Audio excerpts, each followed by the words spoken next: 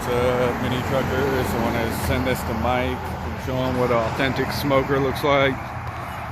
You gotta have flat tires, lots of rust. So don't be afraid of that real authentic barbecue. You got people trying to come up with that smoke flavor and they put it in the oven. You gotta be sitting here. Sometimes it takes like 20 hours. And they do a real slow cook, maybe 150, 175 degrees. And then people gotta wait in line for it. So we're here with social distancing. And this is what authentic barbecue looks like.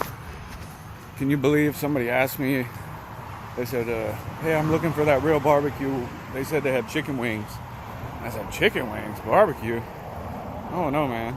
I don't even know about brisket, pork ribs, pulled pork, and sausage. So we're here delivering a mini truck, and we're staying smoky. It's awesome. So we're here. My son came. What do you think of the barbecue? It's awesome here. That large soda, it's awesome. You like the large soda? Okay. I mean Sprite. Ah. Eventually, everybody who's got a mini truck is going to need to replace a battery. There's multiple ways to do it. The terminals that we use here in America are called SAE.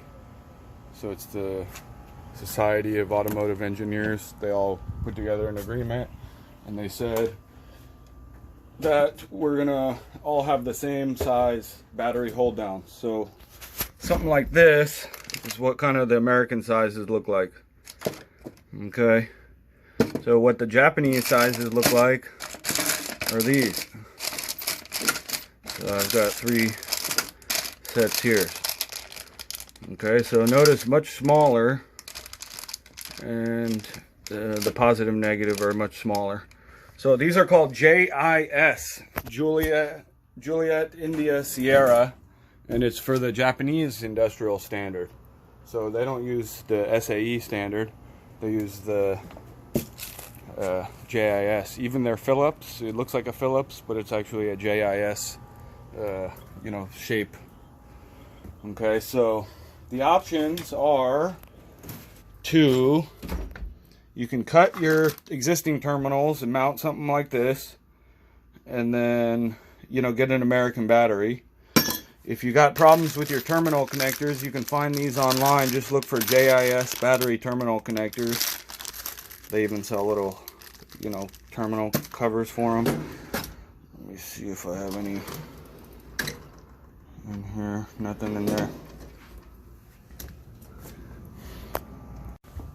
I don't know if I still have that other video up, but in one of them I had a dead battery, and I actually jumped the mini truck with my son's.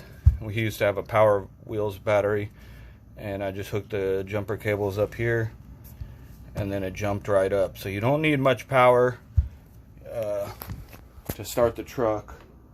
So what I do when the battery dies, I try to reuse the existing terminals and then just find a battery that fits. So what I've been doing, and I know I'm gonna get a lot of feedback and everyone says this is not good and I can do it better. The thing, you're not gonna be able to do it better for cheaper. So with a coupon, I get these batteries for $45. They come with, I think, only a 3-month warranty, but I've had some trucks. I've got a truck with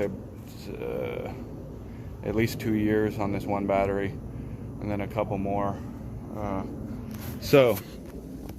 At Advanced Auto Parts, they sell these Autocraft. They have 2 different styles, and get the one with the more cold cranking amps. So like the other one has maybe 250 only. Okay, now the thing with these, they have these terminals that come up like this. Okay, so I kind of rig them up like this, and for better or worse, the negative one broke on me when I was trying to spread it out.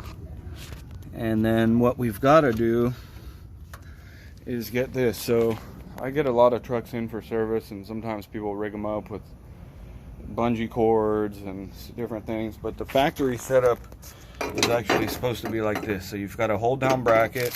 It's 2 separate of these bolts, and then these flange bolts were separate part number already. So you've got 2 of these, and 1 of these.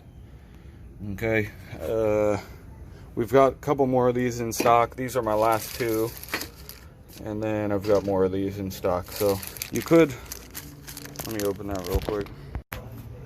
You could maybe manufacture something like this, but I'm a stickler for keeping everything OEM, especially when I'm selling them, and then I'll let other people turn them into Frankensteins. But I need to give them the trucks as clean as possible. So we're gonna take all these pieces, and the beauty with the Hondas, they actually had the foresight, so they always come pre-drilled with two separate height holes. In Japan, usually you have to use these taller holes, but with the American batteries, we're just gonna put that right there, and I'm gonna see if I can do this with one hand. Let me start one and I'll come back real quick. Okay, I screwed up a little bit because I had this on backwards, so just be mindful, because these are supposed to be actually cutouts for the positive and negative. This should be reversed, and the positive should be here and the negative should be here, but we're making it work, and that's how that works. So just hooks in there and then mounts there, and we'll see if we can drop this one in from the top.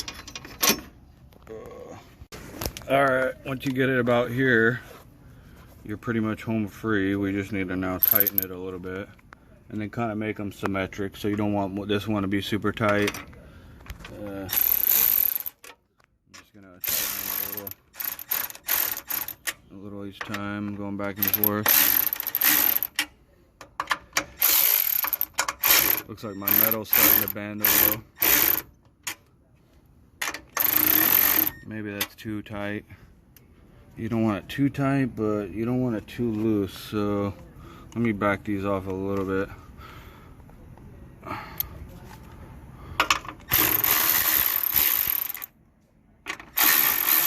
Well, use your judgment on how tight you want to make it so it doesn't have any play now. And then we might want to put something there to shield that from coming into contact with the chassis. So maybe you would want to put some electric tape or get one of those red rubber boots or something.